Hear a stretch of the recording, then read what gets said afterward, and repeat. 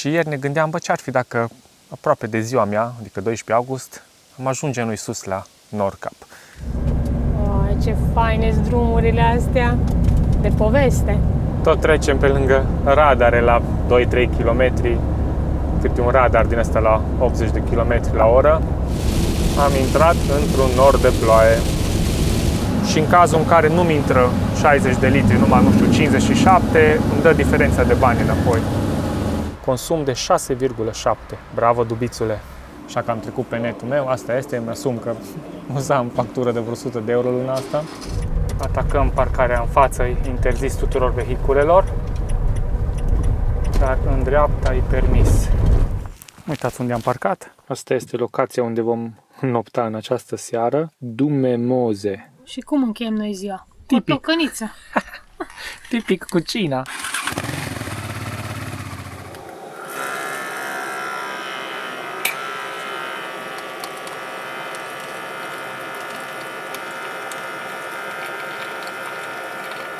Bună dimineața! Salutare! Aici dubițarii motocicliști de la Lucifer Videographer, Robert Și Iasmina. Și vă salutăm din ziua nouă, 31 iulie 2025, ultima zi din iulie. De mâine schimbăm prefixul la lună, intrăm în august. Da. Și ne-am gândit aseară că suntem aici, nici nu v-am zis unde suntem. Suntem în prima zi în Suedia. Da. Aseară am ajuns aici cu feribotul din Zvinoviece la Istad, 300 de kilometri pe mare, 6 ore jumătate. Și ieri ne gândeam, bă, ce ar fi dacă aproape de ziua mea, adică 12 august, am ajunge noi sus la Nordkap. Un pic așa din scurt, ar fi vreo 200 de kilometri pe zi în medie, dar uite, astăzi avem de gând să facem vreo 300. Da. Deci, hai să încercăm. Hai să încercăm, ar fi fain. O facem? Hai să o facem. Hai să facem. Să-l ducem pe Robert de ziua lui la Nordkap. Ai, o împlinire. Bun, da, plecăm. Haideți la drum, dragilor. Uitați unde am stat. Foarte fain locul. Aseară, dacă v-ați uitat la clipul de ieri, mi-am dus încolo 300 de metri, este o parcare chiar jos la un lac, dar a fost full de mașini, și cu corturi, și cu campervanuri pe acolo și nu am avut loc. Și chiar la plecare, când deja am zis că ne resemnăm și găsim alt loc, Am găsit acest loc. peticul ăsta aici. Și aici am înnoptat, o și plouat de câteva ore azi noapte, a fost fain, așa liniștitor a fost. Momentan 16 grade afară și suntem gata de drum. Așa că rămâneți cu noi că va fi o zi interesantă. Începe aventura în Suedia! Yeah! Oh, ce faine sunt drumurile astea, de poveste. Deja aud cum îmi sar pietrele afară din crampoane, din roată. Probabil că o să prindem destule road-uri din astea, gravel road, drumuri cu pietriș.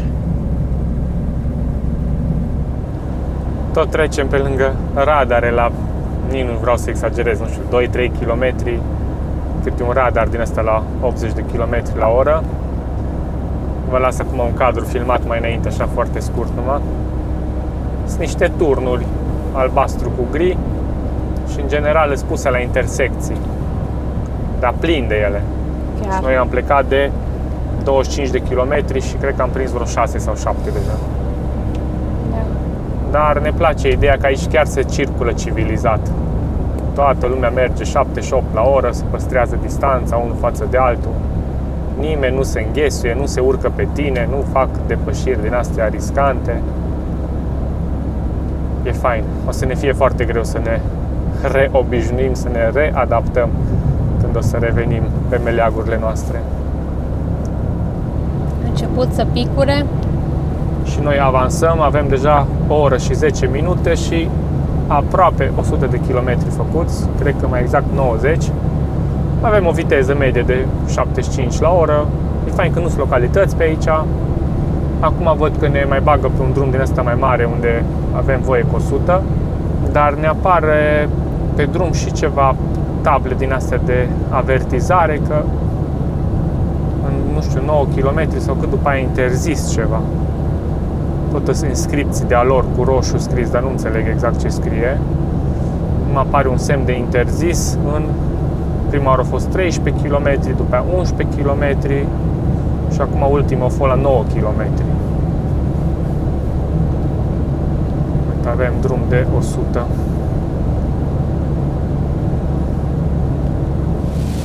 Am intrat într-un nor de ploaie.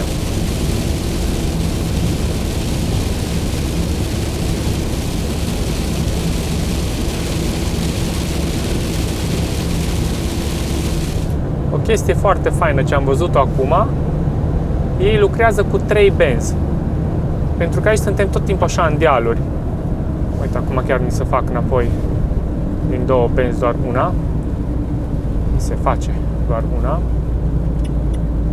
Ideea e că în momentul în care avem noi urcare, ni se oferă 2 benzi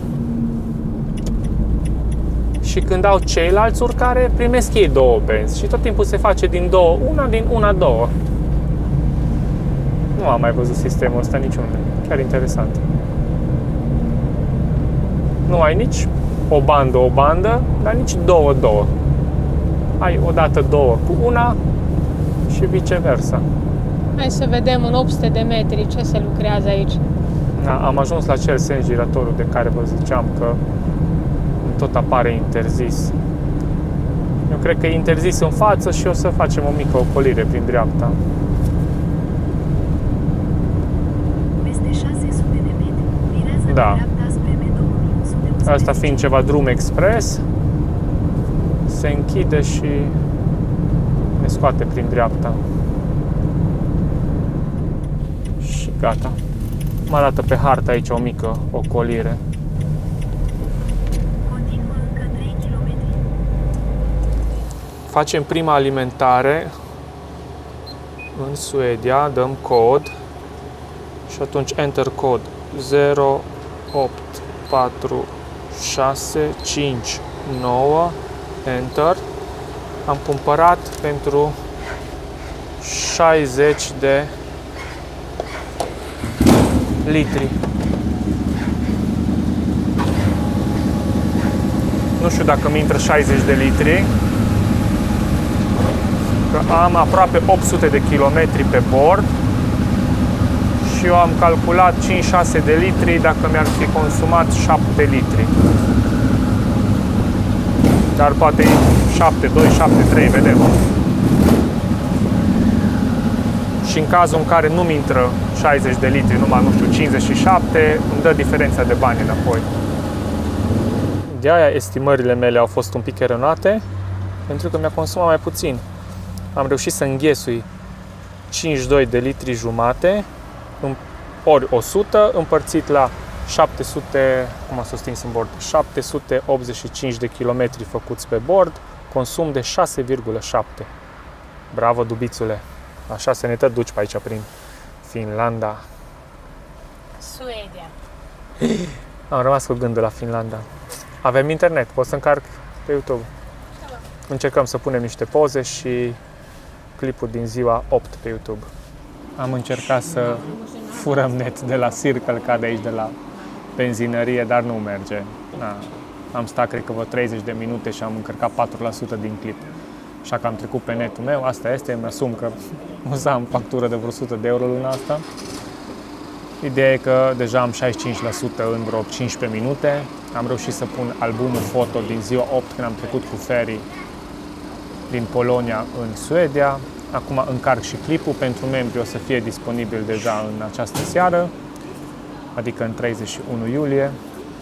Dacă vrei, poți să devii și tu membru al canalului începând cu 10 lei pe lună și ai un pic de întâietate, să zic așa, să vezi clipurile fără reclame și o zi mai repede sau cu câteva ore, depinde cum reușești să le postezi și să le editezi. Mai așteptăm un pic, până atunci mai pun un Reels și am plecat mai departe. Trebuie să mâncăm ceva, că e ora 1 și n-am mâncat nimic de dimineață, doar o cacao cu lapte. Bine că dubița este full. Continuăm pe drumurile astea cu 100. Avansăm fain pe ele.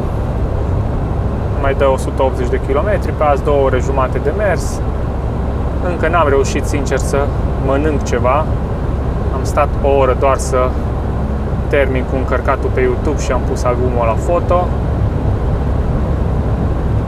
Trebuie să oprim într-o parcare, îmi fac ceva sandwich-uri calde, cred că. Dar e singur? Îți faci? Ne facem. Bine, ne face Iasmina la amândoi niște sandwich-uri calde. Vedeam că e singur.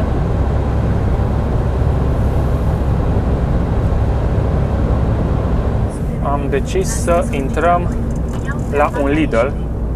Trebuie doar să ieșim de pe drumul ăsta principal. Asta Foarte e după mea. puțin. Și aici în dreapta, uite, deci un complex imens, uite, cu Ikea, cu Lidl, cu tot felul avem aici. Aia urcăm înapoi pe drumul ăsta care ne lasă să ne ducem frumos cu 100 și să mai avansăm pe ziua de azi. Pregătim sandwich. Șuncă cu cașcaval, cu pâine, roșii, ceapă verde și băgăm aici la toaster.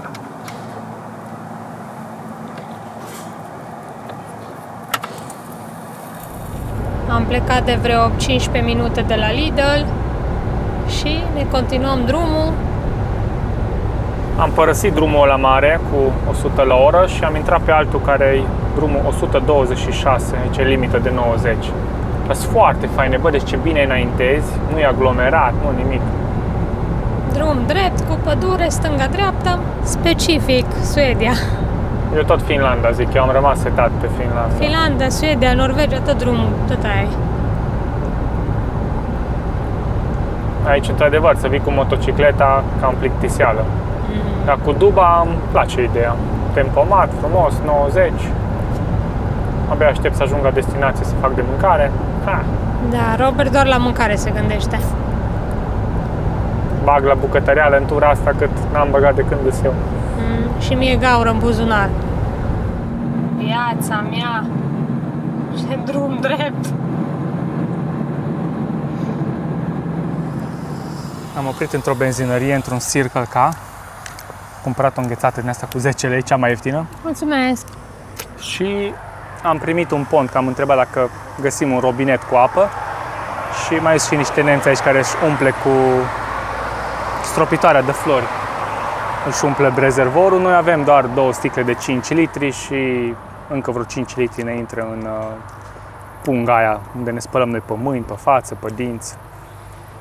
Și ne mai continuăm drumul, că mai avem, cred că în jur de 20 de kilometri până la locația unde vrem să stăm astăzi peste noapte, lângă ceva aeroport. Vedem cum o să fie. Și da, e fain. Uitați-vă și voi ce vreme. 21 de grade. Păi, Super. te poți obișnui cu viața asta. Uite, aici ai Circle K, uite prețurile. Dieselului 17 coroane suedeze, nu știu exact cât vine aia.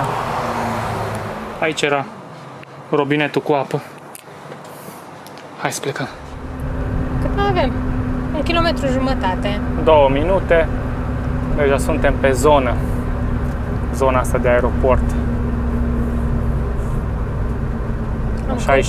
Așa îi zice la calea asta, acum calea aeroportului. Am găsit locația pe Park Fortnite. Majoritatea locațiilor tot acolo le căutăm și le găsim. Uite, îți arată parcare, vezi? Încolo. Peste 800 de metri. Facem stânga în capăt și în dreapta noastră e efectiv aeroportul. Oare prindem ceva avioane? Ar fi fain să vedem ceva. Nu știu, scurosă de parcare aia, dacă e ceva. Arăta așa cu campere, mai eu știu ce îi. Și parcă sunt 2 opțiuni, era ceva loc mai betonat și un loc Pe aici mai... primul loc e betonat, așa, și după aia mai în față, dacă mergi, așa din asta de pădure pentru astea ce trasee pe jos și parcare. Mai vedem la care e ok. Uite, deja se văd ceva spoturi acolo. Aici, în stânga noastră, e undeva sus acolo. Virează la stânga, apoi destinația va fi pe partea dreaptă.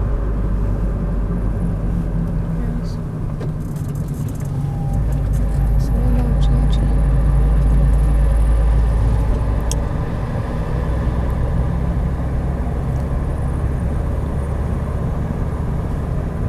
Uite, semnul de parcare.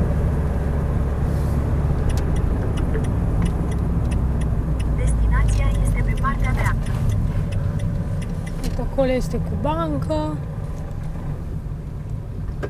Și cealaltă locație oare? Hai că ne continuăm drumul Virează la încă dreapta, 300 de apoi metri mai ajunge la față. destinație. Și încercăm să atacăm parcarea în față, e interzis tuturor vehiculelor, dar în dreapta e permis. Și drum din ăsta neasfaltat, doar cu pietriș.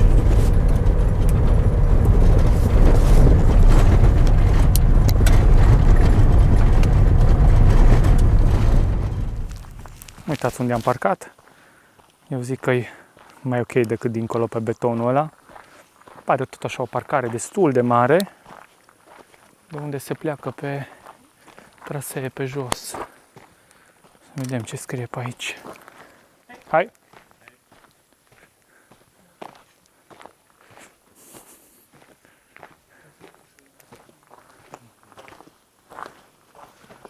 Uite WC-uri.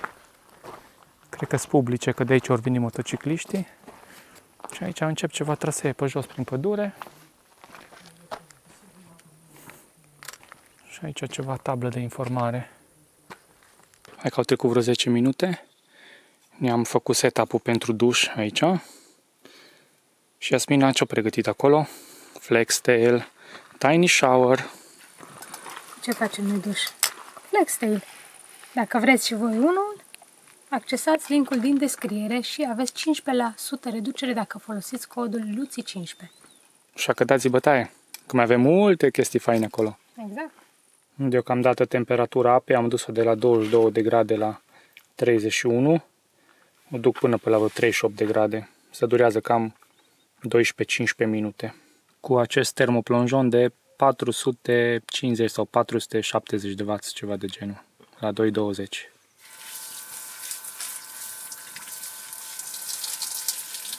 Ne-am apucat să facem de mâncare, ca de obicei.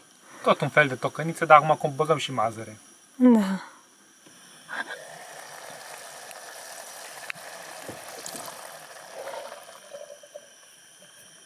Și imediat mai completăm un pic de apă și gata.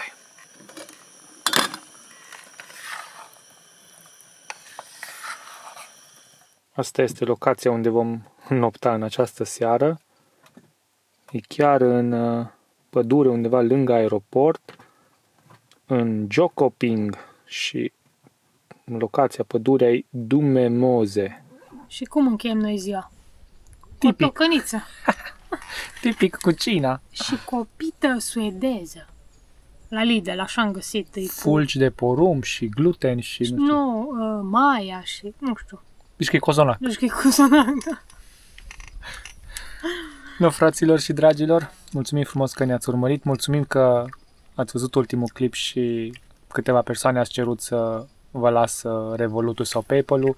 Le găsiți în descriere, chiar în capăt, după ce e toată descrierea la final. Mulțumim frumos! Mulțumim și acolo găsiți și linkul meu de Buy Me a Coffee. Să nu uitați de mine, dragilor! Uitați ce bine arată mâncarea. Astăzi v-am zis și cu un pic de mazăre, altceva. Azi nu a fost o zi foarte lungă, zi tu ce vrei să zici? Da, nu a fost lungă, dar mâine tot așa o să fie, 300 și ceva de kilometri și vrem să mergem să vedem cimitirul ăla părăsit de mașini care e la graniță cu Norvegia. Scurioasă. Alea toate ruginite, dar vechi, nu știu din ce an, din 40, 50, 60 după acolo ceva. Mergem și vedem. Hai, m-am țucat, poftă bună! Nu a fost un episod foarte lung, dar, cum am zis, încheiem ziua aici și mâine zi nouă. Hai, ceau! Like, comment, subscribe! Pleacă lumea! Ciao! Pleacă lumea! Ceva Ford Transit din ăla mai vechi, din Switzerland, din Elveția. Hai, seară faină! Ciao!